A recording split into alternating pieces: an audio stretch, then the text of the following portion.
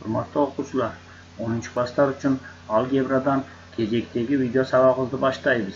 Sabaqtın temасы diskretlik qo'qquz cho'ngdiqlari jana anın sandıq münözdөөчүлөрү. Sabaqtı men Жалал-Абад областының Алабука районундағы Абдыганы Атанов атындағы орта мектебinin математика мұғалими Маматкулов Абдывахит алып барам. Sabaqtın maqsаты o'quvchilar diskretlik qo'qquz cho'ngdiqlar jönündə түшүнүк аласыңар. Diskretlik çoğunluklarının bölüştürülük nizamın, matematikalık kütü, dispersiya, jana alardın kasiyetlerini bilip alasınlar. Berilgen qo'qquz çoğunluklarının matematikalık kütüsün, jana dispersiyasın eseptöөнü үйrөнөсүнөр. Qo'qquz çoğunluğunun bölüştürülük nizamı menen tanışıp alaylı. Qo'qquz okuyalарды okup үйrөнүүдө alardın sandıq münözdöөлөрү manili orundu eleyt. Ушул максатта qo'qquz çoğunluklar түшүнүгү киргизилген. Сыноонун жыйынтыгында бирден бир гана мүмкүн болгон маанини тийиштүү ыктымалдыгы менен кабыл алган, жана алдын ала эсепке алынбаган ар кандай себептерден көз каранды болгон чоңдукту qo'qquz чоңдугу деп айтабыз. Qo'qquz чоңдуктар X, Y, Z жана башка чоң тамгалары менен ал эми алардын мүмкүн болгон маанилери X, Y, Z тийиштүү кичине тамгалары менен белгиленет. Мисалы, 100 жаңы төрөлгөндөрдүн арасындагы эркек балдардын саны белгиленген убакыт ичинде автоинспекциянын контролдоо пункту аркылуу өткөн автомашиналардын саны. Биринчи мисалда qo'qquz çoğunluğunun мүмкүн болгон маанилери 0 болушу мүмкүн, 1 болушу мүмкүн, 2 болушу мүмкүн, же ошол сыяктуу 100 да болушу мүмкүн. Себеби 100 жаңы төрөлгөндүн ичинен бир да эркек бала болбосо X'тин мааниси 0 болот, 1 эркек бала болсо 1 болот, 2 эркек бала болсо 2 болот, же болбосо бардыгы эркек болсо анда анын мааниси 100 болот. Демек, бул жерде X'тин мааниси 101 ар турдуу маани болушу да мүмкүн экен. Экинчи маселе үчүн X'тин маанилери 0дөн баштап энге чейин болгон бардык натуралдык сандардын бирөөсү болушу мүмкүн. Себеби белгиленген убакыт ичинде автоинспекциянын контролдоо пункту аркылуу бирден машина өтпөшү мүмкүн, же бир машина, же эки машина, же ошол сыяктуу бир канча машина да өтүшү мүмкүн. Дискреттик qo'qquz чоңдугу. Эгерде сыноодо мүмкүн болгон маанилерден тийиштүү ыктымалдыгы менен бир гана маанини сөзсүз кабыл алса, аны дискреттик qo'qquz чоңдугу дейишет. Qo'qquz чоңдуктары өзүлөрүнүн бөлүштүрүү мыйзамы аркылуу берилет. Ал эми qo'qquz чоңдуктун бардык мүмкүн болгон маанилери менен алардын тийиштүү ыктымалдыктарынын ортосундагы ар кандай түйүнтүүнү анын бөлүштүрүү мыйзамы дейишет. Бөлүштүрүү мыйзамы 3 түрдө болушу мүмкүн. Биринчи таблица, экинчи график, үчүнчү формула. Окуучулар, мындай нерсени мурунда укканбызбы? Ооба, функциянын берилүү жолдору да ошондой үчөө эле: таблица, график, формула менен. Демек, бөлүштүрүү мыйзамы дагы функцияга окшош берилиши мүмкүн экен. Дискреттик qo'qquz чоңдугу X көбүнчө таблица түрүндө берилет.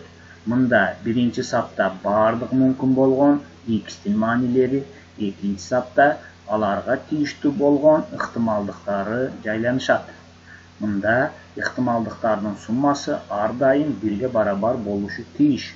Бул менен qo'qquz чоңдугунун бөлүштүрүү мыйзамынын тууралыгы текшерилет.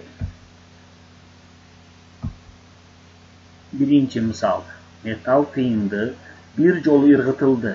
Анда анын кер жагынын түшүшүнүн саны X qo'qquz чоңдугу болсо, аны бөлүштүрүү мыйзамын тапкыла.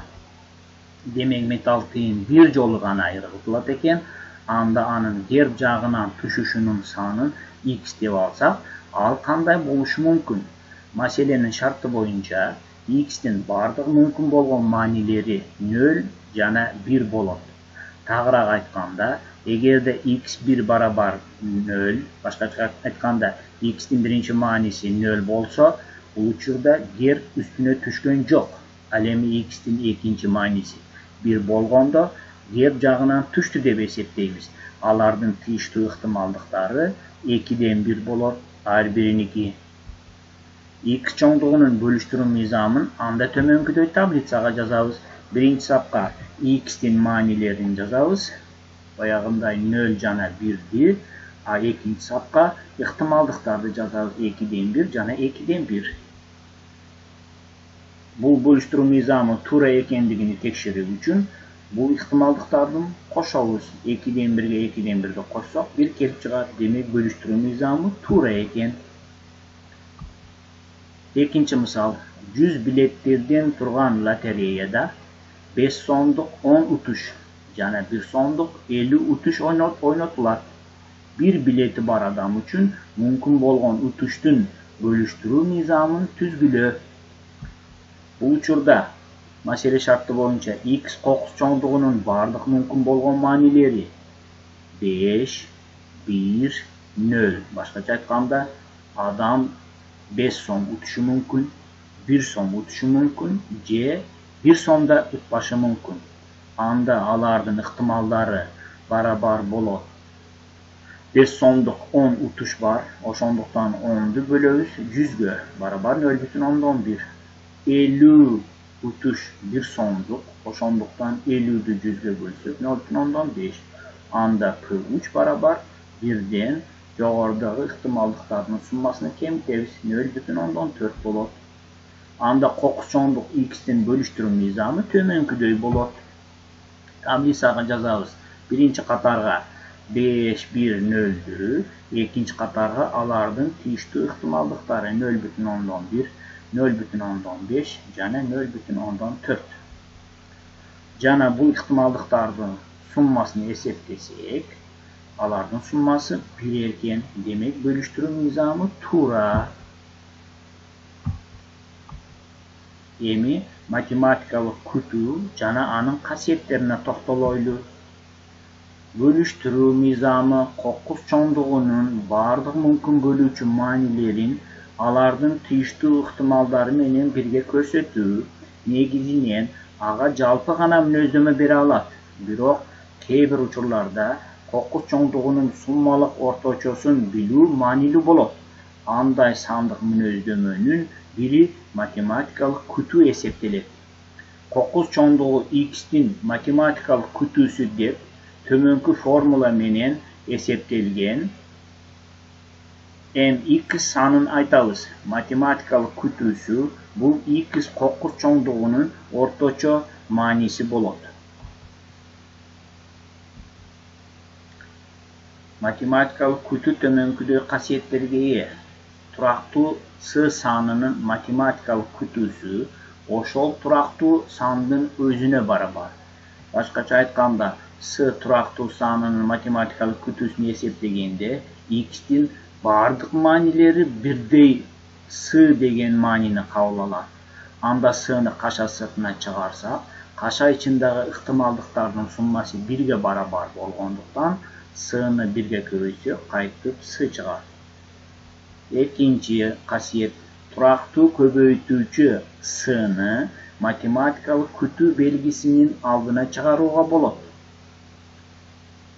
С көбөйтүлгөн x чоңдугунун математикалык күтүлүүсү барабар x чоңдугунун математикалык күтүлүүсүн s'га көбөйтүлгөнүнө барабар. Үчүнчү касиет, кокус чоңдуктардын суммасынын математикалык күтүүсү алардын математикалык күтүүлөрүнүн суммасына барабар. X кошулган y чоңдуктун математикалык күтүлүүсү, x чоңдуктун математикалык күтүлүүсү жана y чоңдуктун математикалык күтүлүүсүнүн суммасына барабар болот экен. Төртүнчү, көз каранды эмес, кокус чоңдуктардын көбөйтүндүсүнүн математикалык күтүүсү алардын математикалык күтүүлөрүнүн көбөйтүндүсүнө барабар. Кайталап коеюн. Бул эреже көз каранды эмес кокус чоңдуктар үчүн гана туура. Demek x jana y çoğunluk eğer көз каранды эмес болсо, алардын көбөйтүндүсүнүн математикалык күтүлүүсү ар бир çoğunluктун математикалык күтүлүүсүнүн көбөйтүндүсүнө барабар болот экен. Төмөнкүдөй маселе карайлы. Эгерде 25 жаштан 30 жашка чейинки адамдардын дагы бир жыл жашоосун ыктымалдыгы 0,1992ге барабар болуп, камсыздандыруу компаниясы адамдын өмүрүн $1000, адегендеги мүчө акысын $20 төлөгөн камсыздандырууну сунуш кылышса, анда компания бир адамдын өмүрүн камсыздандыруудан канча киреше алат? Бул маселени төмөнкүдөй чыгарууга аракет кылабыз. Bir адамдын өмүрүн камсыздандыруудан алынган киреше кокус чоңдук x деп алсак, анда ал 2 мүмкүн болгон мааниге ээ. Биринчи маани 20. Эгерде мөөнөтү бүткөндө ал адам аман болсо, жана -980 эгерде ага карама каршы учур орун алса, анда x чоңдугунун бөлүштүрүү мыйзамы төмөнкүдөй таблица түрүндө жазсак болот. Birinci қатарға x'tin maanileri 20 jana -980, al эми экинчи қатарға ыктымалдыгы 0,1992. Ал эми бул ага карама каршы бирден буну темиткенде бул келип чыккан. Анда алардын ыктымалдыктарынын суммасы 1ге барабар болот. Анда бул кокус çoğunluktun matematikalik kütүүsü tablицадагы биринчи 20га буну көбөйтөбүз, экинчи -980ге 0,18ди көбөйтүп суммасыны кошкондо 12 келип чыгат экен. Ошентип компания камсыздандыруудан бир жылда ар бир адамдан $12 киреше алат экен. Dispersiya деген түшүнүккө токтолойлу. Математикалык күтүү кокус чоңдугунун орточо сандык маанисин мүнөздөйт. Ал эми практикада x кокус чоңдугунун маанилери ошол орточо мааниден канча четтерин билүү да зарыл болот. Мисалы, дыйкан чарбасынан алган орточо түшүмү анын ар бир айдоо таласынан алынган түшүмдөр жөнүндө кабар бербейт. Экинчи, эгерде калктын жашоо турмушунун орточо деңгээли белгилүү болсо, андан калктын ар бир катмарынын жашоо турмуш деңгээли канчага айырмаланары белгисиз болуп калат. Демек, кандайдыр эреже боюнча кокус чоңдуктарын бардык мүмкүн болгон маанилери менен анын орточо маанисинин айырмасын аныктоо зарылдыгы келип чыгат. Ал үчүн адегенде кокус чоңдугу менен анын математикалык күтүүсү mx'тин айырмасынын квадратын кокус чоңдук катары карайбыз. Анда x кемитилген mx'тин квадраты кокус чоңдугунун бөлүштүрүү мыйзамы төмөнкүчө болот. Аны таблица түрүндө төмөнкүдөй жазабыз. Биринчи катарга дагы айткандай, ошол x кемитилген mx'тин квадратынын маанилери, экинчи катарга алардын тийиштүү ыктымалдыктары. Дискреттүү x кокус чоңдугунун дисперсиясы деп, ошол x чоңдугу менен анын математикалык күтүүсүнүн айырмасынын квадратынын математикалык күтүүсүн айтабыз. Демек, дисперсия x'тин дисперсиясы барабар экен xi кемитилген mx'тин квадратынын математикалык күтүлүүсүнө. Берилген кокус чоңдуктун орточо квадраттык четтөөсүн жана дисперсиясын эсептегиле. Демек, кокус чоңдук төмөнкүдөй таблица менен берилген. 5 деген маанини 0,2 ыктымалдык менен, 7 деген маанини 0,5 ыктымалдык менен, 10 деген маанини 0,2, 15 деген маанини 0,1 деген ыктымалдык менен алынат экен. Кокус чоңдуктун математикалык күтүүсү жогорудагы формула менен эсептейбиз. Таблицадагы биринчи саптагыга тийиштүү болгон экинчи саптагы санды көбөйтүп, Her birinin köbeytүүлөрдү atkарып суммасына алганда бул 8 чыгат экен. Ал эми квадраттык четтөөсүнүн мүмкүн болгон маанилерин эсептесек, биринчи учурда демек x1'дин биринчи мааниси 5, кемитилген математикалык күтүү 8, аны квадратка көтөрсөк 9. Экинчи учурда демек x2'nin экинчи маанisi 7, математикалык күтүүлүү 8, анда квадратын эсептесек 1. Үчүнчү учурда 10дон 8'ди кемитип квадратка көтөрсөк 4. Төртүнчү учурда 15'тен 8'ди кемитип квадратка көтөрсөк 49. Бул маалыматтар боюнча x кемитилген mx'тин квадратынын кокус чоңдугунун бөлүштүрүү мыйзамын таблицасын түзө алабыз. Ал төмөнкүдөй. Окуучулар, мына чыккан сандар биринчи сапка жазылат, ал эми экинчи сап жогорудагы таблицадагы сандардын өздөрү. Анын дисперсиясын эсептей турган болсок, 9'ду 0,2'ге, 1'di 0,5'ге, 4'dü 0,2'ге, 49'du 0,1'ге көбөйтүп суммасын эсептейбиз. Ал 8 болот экен. Дисперсиянын касиеттерине токтолойлу. Турактуу с санынын дисперсиясы 0'гө барабар. Турактуу көбөйтүүчү с дисперсиянын белгисинин алдына квадратка көтөрүлүп чыгарылат. Демек, x чоңдукту s-га көбөйткөндө дисперсиясын эсептөөдө x чоңдуктун дисперсиясын s-нын квадратына көбөйтсөк болот. Ал эми көз каранды эмес кокус x жана y чоңдуктарынын суммасынын дисперсиясы алардын дисперсияларынын суммасына барабар. Демек, ар кандай чоңдуктар үчүн эмес, көз каранды эмес кокус чоңдуктар үчүн гана бул эреже туура. Төмөнкүдөй маселе карайбыз.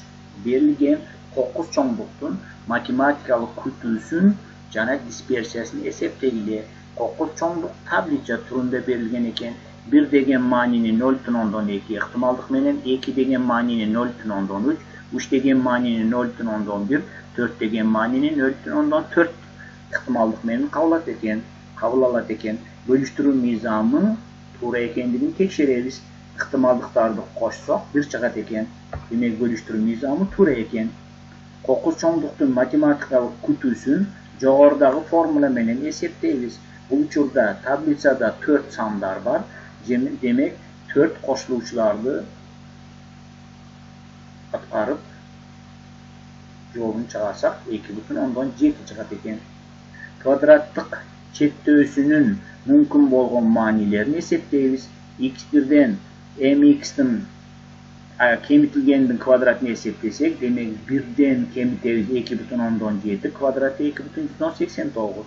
Кийинкиде 2'ден кемитебиз 2,7 квадратты көтөрсөк 0,149. Кийинкисинде 3'төн кемитебиз 2,7-ни, аны квадратты көтөрсөк 0,109. Ал эми 4-ncü учурда 4'төн кемитебиз 2,7-ни квадратты көтөрсөк 1,169.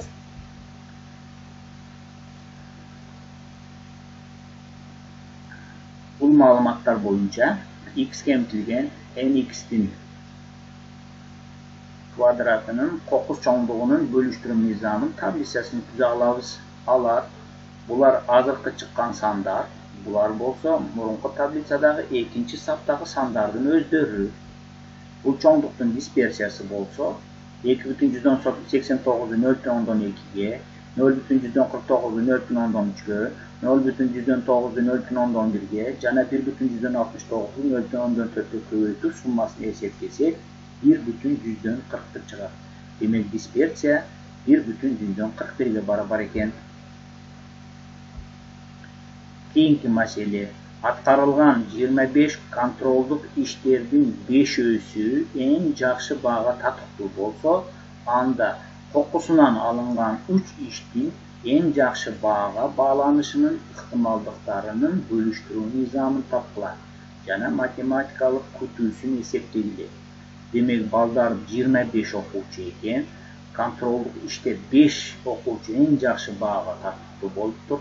Демек, биз 25 неменин ичинен 3-өсүн алсак, анда al üçünün içinden en yaxşı bağlangan işlerden ihtimallıklarının bölüştürme mizanı hesaplaşız gerek ekan. Kokusundan alıngan kontrolduk iştin en yaxşı bağa tatıqlı bolu okuyasının ihtimallığı jönököy formula menen hesaplayız. M'nin manisi 5, N'nin manisi 25. Bu barabar 0,2. Alemi ağa karama karşı okuyanın ihtimallığı bir kemitilgen 0,2 al 0,8 olur. X kokustuk çoğunluğu üçün mümkün bolğan maniler 0, 1, 2, 3 olur. Kokuslar aytqılaçı, emne üçün oşonday? Ova, demek biz 3 işti alsak, al 3 iştin içinde özü de en yaxşı bağa tatıqlı emes boluşu mümkün. Anda X'in birinci manisi 0 bolot. 3 işten biröğü en yaxşı bağa tatıqlı boluşu mümkün. Anda X'in ikinci manisi 1'ge barabar bolot. Egerde 3 iştin eköyten en yaxşı bağa tatıqlı bolsa, anda X'in tinki manisi 2 bolot. Jana X'in tinki manisi 3 boluşu mümkün. Eger 3 iştin bardığı en yaxşı bağa tatıqlı bolsa. Bu uçurda ihtimallıklar Bernoulli formulasını koldanıp hesaplanır. Bu formula bizge tanış, burunqi sabaqlarda ötkönmiz. Demek oşol formula boyunca birinci ihtimallıkты hesaplasak, formulaga N'nin orduna 3, M'nin orduna 0'ды koyup hesaplasak, bu bolat eken 0,1000'den 512.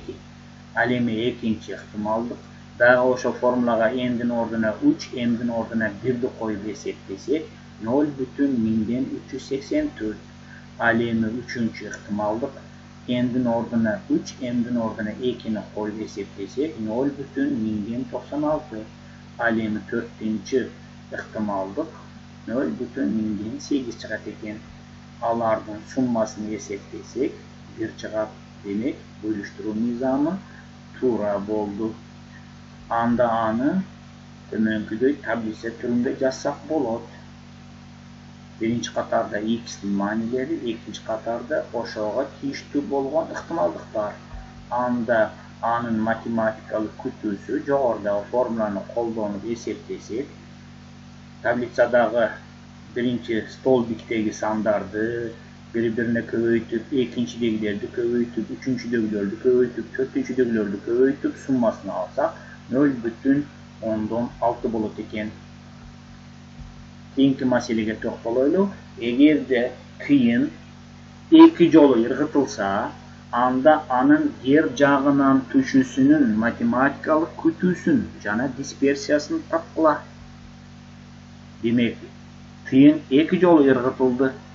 Anda anın ger jagının түшүүsü kanday boluşu mümkün? Oylanıp qaragıla.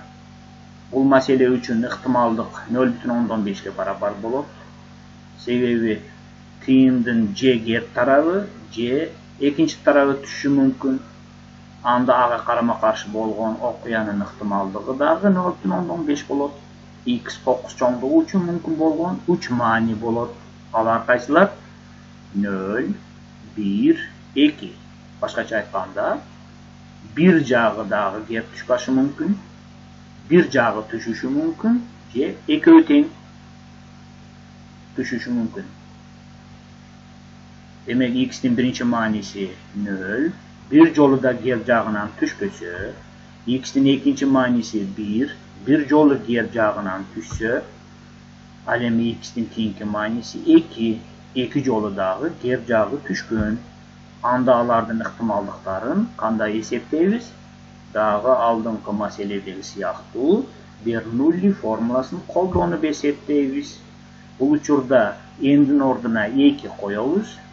Birinci ihtimaldılıkta hesaplayıp jatkanda N'nin orduna 0'ді koyabız.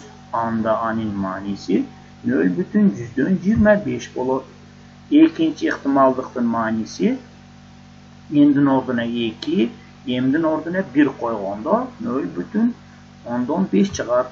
Al emi üçüncü ihtimallıktın manisi N'nin orduna dağı 2, M'nin orduna dağı 2'ni koysak 0,25 bolot. Emi bunun bölüştürülük mizamı kanday bolot? Oquşlar Albatta, aldagi tablitsa turunda bo'ladi. Birinchi tablitsaning birinchi savında 0, 1, 0, 1, 2 sanları, ikinci savında 0,25, 0,5, dağı 0,25 bo'ladi. Alemi anın matematikalık kütüsü, yuqoridagi formulani je bo'lsa tablitsadan ko'rsatib qo'yayın. Mana bu birinchi mamichedagi sandar ko'paytiriladi, ikkinchi mamichedagi sandar ko'paytiriladi, uchinchi mamichedagi sandar ko'paytiriladi. Janalarning summasini hisoblasak, bir chiqadi ekan. Endi ballar kvadratlik chet to'yisining mumkin bo'lgan ma'nilarini hisoblaymiz. A'ni yuqoridagi formulaga qo'ysak, x1ning ma'nisi 0, matematikalık kutu 1'ge barabar, anda a'nın kvadrati dağı 1. İkinci uçurda x'in ikinci manisi 1, matematikalık kutu 1, anda birden bir de kemikli kvadrata götürürsek 0 bo'ladi. Anda x'in üçüncü manisi 2 kemikligen x'in üçüncü manisi 2, matematikalık kutulu 1, anda kvadrata götürsek 1. Anda x kemikligen mx'in kvadratının qo'qquz çoğunluğunun bölüştürüm nizamının tablitsasını tömenkide tüzsek bo'ladi. Demek birinci safqa buna bu 1, 0, 1'ler yazılır. Al endi ikinci safqa aldığınki tablitsadagi ikinci safdagi sandar özleri yazılır. Anda dispersiya barabar bu sandardı biri-birine köpeytip summasını hesaplasak 0,5 çıkar ekan. Demek matematikalık kütülüğü 1, alem dispersiya 0,5 ekan. Oşonu menen bugünkü saatı jintayız. Bugün biz qo'qquz çoğunluklarının bölüştürüm nizamı, anın türlörün, ağa qarata misallardı, matematikalık kütü, jana anın kasiyetlerin, dispersiya, jana anın kasiyetlerini öğrendük. Jana alarga qarata maseleler çıgarını öğrenip aldık. Oşonu menen okusular tömenkide uy tapşırma berlek sizlerge. Tömenkide oyun söğükçösü 4 jolu ırgıtıldı. Üstüne bir sany tuş köysün matematikalık kütüsün jana dispersiyasını eseptegili. Balдар çıgar alasınarбы? Egerde sabak tüşnüktü bolgan bolsa, albatta sizler bu maseleni çıgar alasınar dep men işenem. Oşonu menen bugünkü sabakты kийин tutpayбыз. Keyinki sabakta görüşküngacha aman bolgula.